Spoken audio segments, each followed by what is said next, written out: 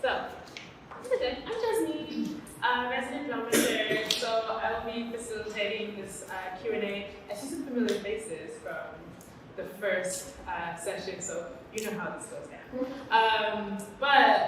So because we have the full cast here, so before we start, if each of y'all could share your name, and then we'll give you another round of applause for one of the meetings. I'm Amy Finkbeiner.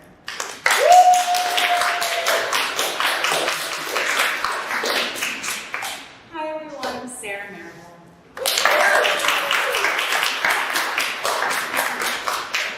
Hi, I'm Brittney Akpobiyeri.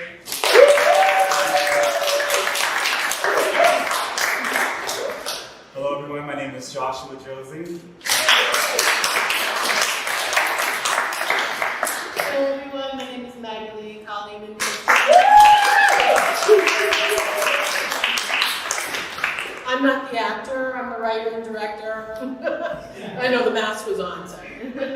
Alexandrea Thornton.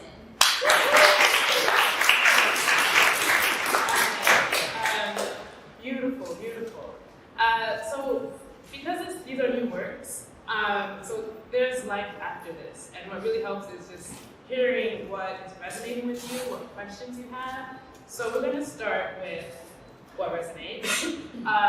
So these are just things that are coming up for you. Maybe these are themes, maybe these are images. And so we can be just a little bit neighborly. If you can turn to someone next to you, preferably someone you haven't, you didn't come with here today. But if it's, feel like actually people on the other side are a little far, that's okay. But just share one thing that's resonating with you, something that is coming up for you. So go ahead and take a minute and turn to someone next to you. You can also turn to someone behind you. Actors, you can also talk about each other. And we're all going to share that.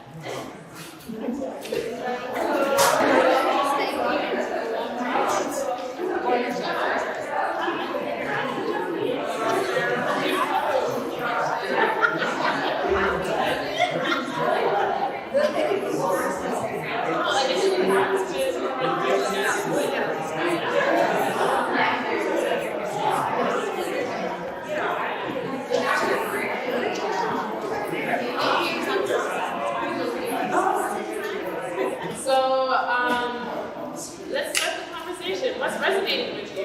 And you can raise your hands and call on you. And then also actors, when you feel like you want to kind of jump in, you can as well. Josey. Joshua. Disrespectful man. Disrespectful. So was that the angle you're going for, or was this more of affirmation? How did you approach? Because at first you started kind of like, and then you kind of started caring towards that. What was your approach? Right. So something we were working on was the pandemic, and how it was for all of us at the start, like this being by yourself for such a long time and not knowing how to interact with other people, when you're trying to get out here. And so what's happening here for this particular character was that it was this resistance to one. I thought we were going to be on Zoom. Why we're in person? And now that we're in person, it's like, oh, that's not being Zoom. Why is it late? And so I think there's a lot of growing here for person one, coming in with his own problems, and then learning everyone else's problems, and then there's this shared experience where we all have this moment of change. Something changed us during the pandemic, or maybe a little bit but something changed us somewhere in there, and recognizing, I think seeing other people's change made me think about my potential to change. Thank you. I have a follow-up question for both Magaly and Joshua. If person one were given a moniker, what would your moniker be? What's a moniker? Like Noodle and Cheese. Oh, okay. So, were you Magaly and Joshua? I'm sorry, what? I was asking if person one had a moniker, what would your Well, moniker one actually is his moniker because their moniker. You see, in this script, none of the characters are gender, cultural, gender, culture, or race specific. Anyone can be cast in any of the roles, and every actor that's cast in it brings their own truth to the piece. So one is indeed singular. One has no family attachments. One is alone in the world at many levels. And so one is indeed not a sarcastic choice for that character. The character indeed feels, I'm alone. So that was indeed their line. Thank you, that's a great question. And that came up when we were doing the sessions. It was like, oh, well, like, what would one's moniker be? And then, like, we were just like, oh, it's one. What she means by sessions is Conch Productions is a company that I founded. I'm the artistic director of, and we have an arts collective. And so we started it this year, and so we meet, and artists share their work. So all the pieces presented this year were a product of the artist collective. And so this play is one of the plays that was developed as part of that. So that's what she means when we were talking. All of the sections. And it was all on Zoom. Yes. And a lot of us never met before today. Yeah. So it's like really cool. Yeah. Like, ooh, re-meeting. That's what we talked about. It's like, how do you relearn how to be in public? Because you're in Zoom, you're isolated, and then you're in person again, and it's like, okay. Beautiful. What else is resonating with folks? What did you all talk about with your new friends or old friends? There were two things. The visualization piece was important because I'm doing that myself. The second thing was you. Brittney? Yeah. That character that was my grandmother was saying, nice Nancy. Where you like, you kind of into something else. No, I don't like it. I don't touch that. You with the man when you watch the chicken. All of a sudden, he was no good anymore. He was disgusting. I thought that was really interesting. It very much says a lot about fear. And I think the pandemic created so many irrational fears that if you had dated him normally, I don't think the chicken would have been a big deal. He would have said, you need to watch that chicken next time you feed me. But because we didn't know exactly where everything is coming from, we were so scared of everything. So yeah, I thought that was really interesting, nice choice. Hi. And you know what I thought? I was thinking about how the pandemic made us so disconnected to each other. And that is the biggest part that I found out about the pandemic. We was already disconnected, but with the pandemic, it made us more disconnected as human beings, especially with his part. When he had to go to that bathroom, that's why I started laughing. Because right now in New York, you still can't go to the bathroom. They had it before the pandemic, and when the pandemic came, it was just 3 times worse.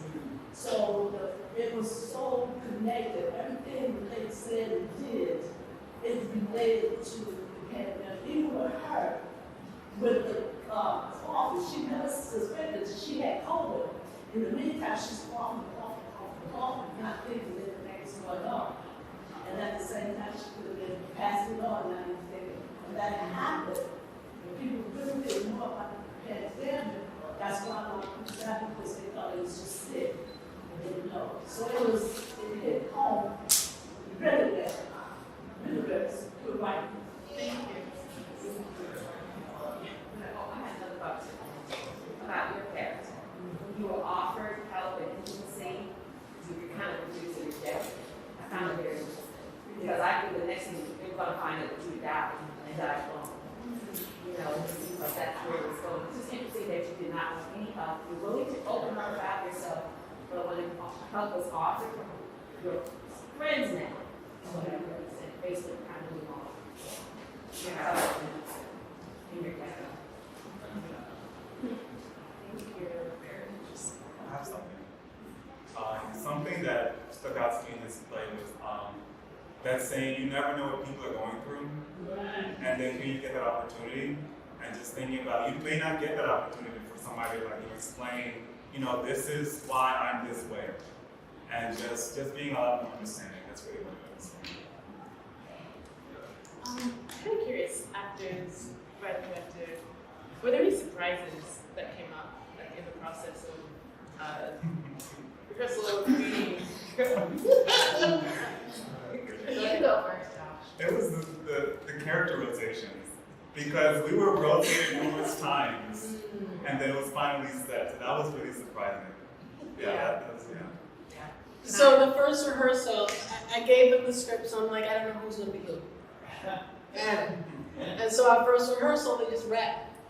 And so I just want to see whose spirit resonated with each character, which is ultimately casting.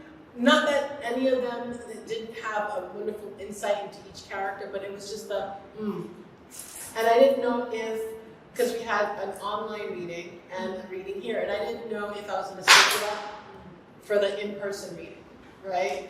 Because that's the way I wrote this play. I want that whoever produces it in the future, that the actors never know who's going to play who. So that the audience experiences this truth from different sources, because they're all unique sources. Because these stories don't have a particular gender or race. This is COVID story. And we all lived it throughout the planet, in the middle of the Amazon. They lived it. So, that the surprise of who would be it, I did not have any preconceptions. I had all these different formulations. I was like, let's just try this, let's just try this. And when it clicked, I was like, yes, okay. But I'm like, well, what about this one? What about this one? We don't have that much time. We only had 6 hours of rehearsal. So we're just gonna go, you know? But I'm so happy everybody went along for the ride. You're like, okay, really? Oh, okay. I like reiterating what Josh said, like I was definitely kind of shocked because like Magaly was like, when she told us like, this is it, this is the casting, we were all kind of like, okay. And like, just everybody like happy, and I was like trying really not to be like, no, like, I felt like out of like all the characters, I like connected with Noodle the least, because Noodle is so different from, Noodle's very different from who I am as a person, and so, but like we had like private sessions with Magaly, and like, you know, we did exercises to kind of like bring truth to the character more, and you know, Noodle's kind of, she's a little freak, and like, you know, like, was also kind of a jerk. Like my brother watched it on online. He was like, Noodle, she's kind of a little bit of a jerk. I was like, I know, but like, yeah. And so, but I realized the more I worked with the character, and like, you know, I might not be out here hooking up with people and like, you know, and stuff like that. But like, I don't know. I think as I dove deeper into like developing the character, I was able to see like, oh, what parts of Noodle are in Brittney, and what parts of Brittney are in Noodle, and like how, yeah, I am kind of a little bit of a jerk as well sometimes, because like I initially resonated most probably with one, because I'm the person that like, once we were like, oh, go in your house and never come out, I was like,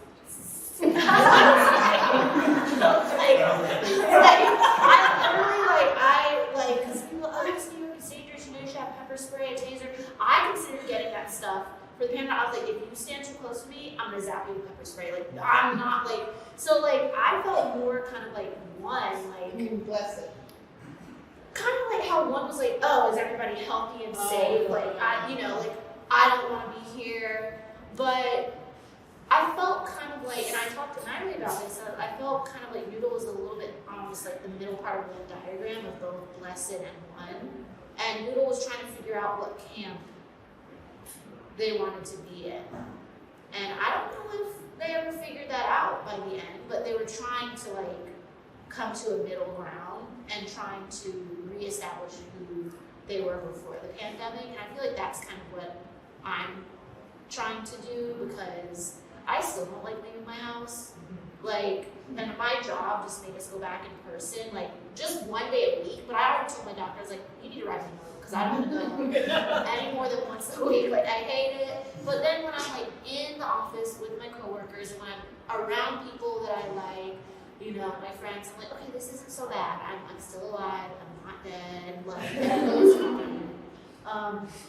but yeah, I think I really enjoyed the opportunity, and like, I'm glad that I didn't get my way, because it allowed me to learn character development and learn more about myself and push boundaries of what I thought I could play.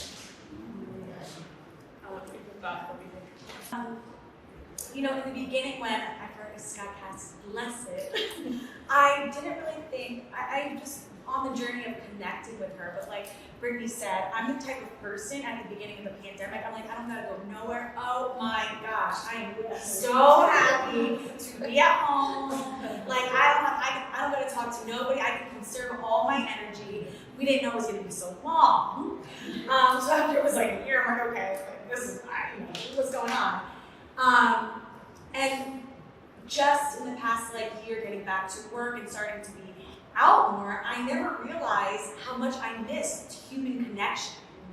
You know, I've done stuff on Zoom and acting class on Zoom and talking to friends on Zoom, but there's nothing like being in person with somebody and feeling their energy. Even now doing this reading, it's like so lovely to be in person with all these people that I've seen on Zoom. So I can connect with Blessed because Blessed wanted to connect with people. You know, in the beginning she thought she connected with people, but you know, she was very selfish. But as her realizations and her, like everybody else, having to like be alone and to actually like think internally and process like, what kind of person am I? Like, she had a year to think about like, wow, I don't know all these people that I thought were my best friends want to talk to me. So I connected with the character. I'm selfish, but that it's nice to be in contact with human people, and I love it so much more now. I think I can tolerate a little bit more because I missed it so much, and that's how I really connected with person. Yeah, piggyback off of you, yes, because I met Sarah through an acting class online through Zoom, and like we've met in person before, but just being in person, it hits different. Mm-hmm. As much as like I hate leaving my house and like putting clothes on and stuff, like it hits different. Like I have been working with Magaly for like almost 2 years now, almost. Yeah. And this is the first time I've met you in person, and it's like it's crazy. But I feel like I know Magaly, but like now I can like touch Magaly and like, you know, like, and I'm like about to round me like I'm wearing my mask and she's touching me. But yeah, like, it's just, so it definitely does hit different because like we obviously connected through the classes that we were doing. Like I would be doing this if we didn't have like a connection, and like you would have given me this opportunity to do it. But like there's something that connects you further when you're able to like be and like share a space with someone. So, and it's intimate, and I feel like it's also become more intimate now. Because I was hanging out with a friend last night, and I like was like, man, like this is what, like this friendship is like legit, because like if you're inviting me into your space, if you're inviting me into like post-pandemic, that means something. Yeah. At least for me, like if I'm inviting you into my space, you're cool, and like I trust you, I feel safe with you, like it means something more than it did before. Was the chicken? What's the chicken? No chicken. Yes, and then I really, oh, let me tell you, for truly, I thought the world had stopped for me until the other day I went somewhere and it was at night. And life was still going on because where I stayed, the block was dead about 11 o'clock or 10 o'clock, 6 o'clock. So I'm thinking the whole world is the same place because I don't go out that much. Until I went out later one night and I said, damn, where are these people coming from? You know, the world is still going on. So that kind of opened my mind. So you can't just keep staying in the house. You got to get back into the world. So I was determined to get here tonight because I said, I'm going to get back in this world.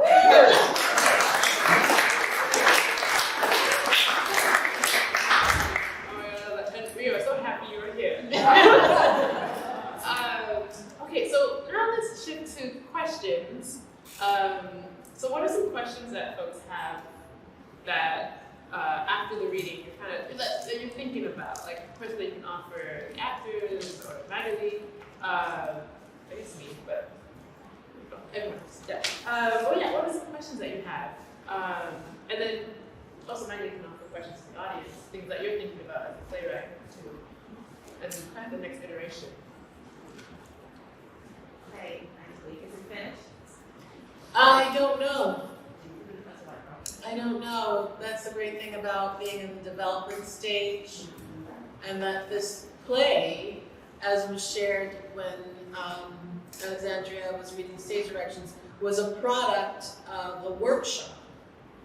We screened a film, Aftershocks of Tetralogy of Airtime, that I co-wrote with Juan Ramirez Jr., and we had post-screening conversations with the community.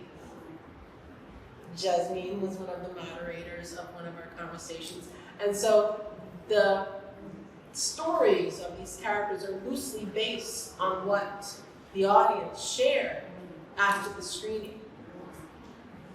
And I say loosely based because I really, don't feel you want to put a person's story all out there, and I'm a writer, so I'm gonna take liberties left and right so I can have a fun piece, so that there can be drama. But, so every day of my life, there's another story about life post-COVID. And these characters are so, just watching these actors play these characters, I'm like thinking of more that can be delved into, or not.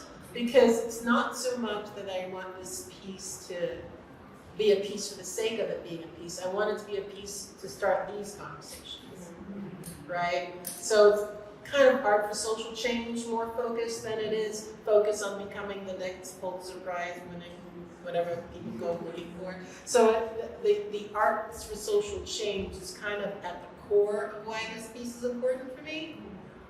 So I'm basically setting it around as a one-act play to different festivals and stuff to see what comes of it. But it's going to be in development until I have an understanding of life after. I wanted more. You wanted more? Oh, what happens next week? What specifically? What was going to happen? There was something learned in this session. I wanted to see what would come when they took this knowledge in another week at a time, what they could bring in. What would happen to you? Because I thought you were going to detail. I wanted to know what was resolution in some kind of way. Or I wanted to know more of their stories and how they grew from this truth-telling session that they had. I felt like, y'all found out. It's like I found something and I want to know more about it. So yeah. Thank I you. wanted more. Okay. I'm going to jump in. Oh, yes. I have a question for someone. Oh, questions, yeah. Yeah. Questions, I yeah. wanted to know what you took away from, or what did you want the audience to take away as far as visualization? And like, where were you in your journey about, as far as visualization, why this made it something? Visualization is a challenging task that I placed for myself for decades. It's an integral part of my journey, but I'm human and flawed, and therefore fall into the crux of being focused on the here and now and stuck in it. But what I really loved about being forced to stop was I had to visualize to survive the pandemic. So yeah, I think that if we could all focus on visualization, the world would be a better place. Because we wouldn't believe that we're stuck. I just want to say on that, we're stuck in another's vision, not our own. We're stuck in another's vision, not our own. Yeah. I wish we wrote. I wish we recorded. We're good. Thank you. Thank you. Yeah. Thank you. Yes. Kind of related, just reading out what he said, there's James Chet who recently said, I'm not who I think I am, I'm not who you think I am, I'm who I think you think I am.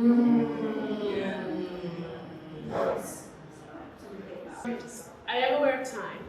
No, So go ahead, and then we'll go into the wrap up. But the conversation continues in the gallery across the way. So if you have more questions, there's wine and water, so you can continue that. But just a few thoughts on visualization. Like I believe wholeheartedly in that, which is interesting because initially I thought I was going to be blessed and I really identified with blessed.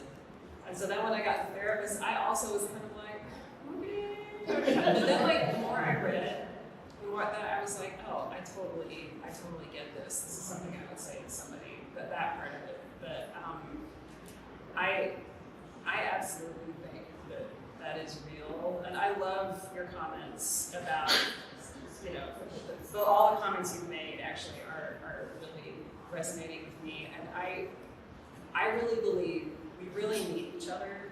Yes. We are social animals. Even the introverts among us, like that's how we measure ourselves as introverts, is by how we deal around other people.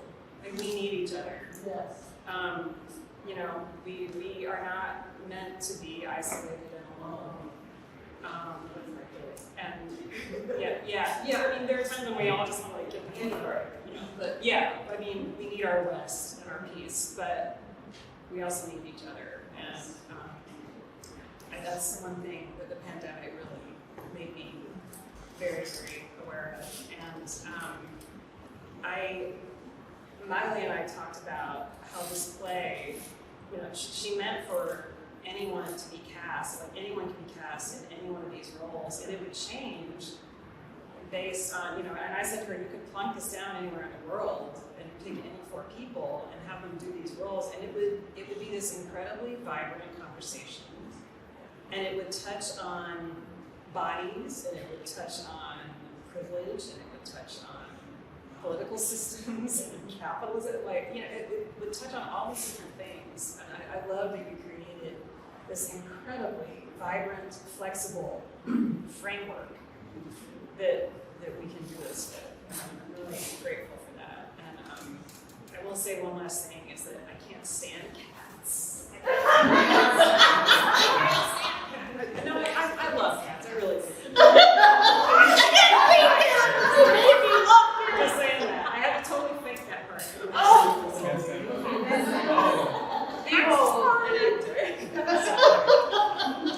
Beautiful. So let's wrap up. And what I would like everyone to share is one word or one phrase that they're taking away from this reading. And you can just, when it's ready to come out, you can just let it out into the world, the space. One word, one phrase, take away from this reading. Distance. Connection. Renewal. Suicide. Suicide. Uplifting. Connecting awkwardly, reconnecting awkwardly. That's how I feel. Reconnecting awkwardly. Yeah. Struggle. Fortitude. Change. Progress. Perseverance. Growth, bravery. One last thought. Homeless. Adaptation. Courage. Humility. And with that, thank you, everyone. Remember, if you have more questions for Magaly and the cast opposite the gallery, please stay for the 7 p.m. reading of Peaches and the Black King.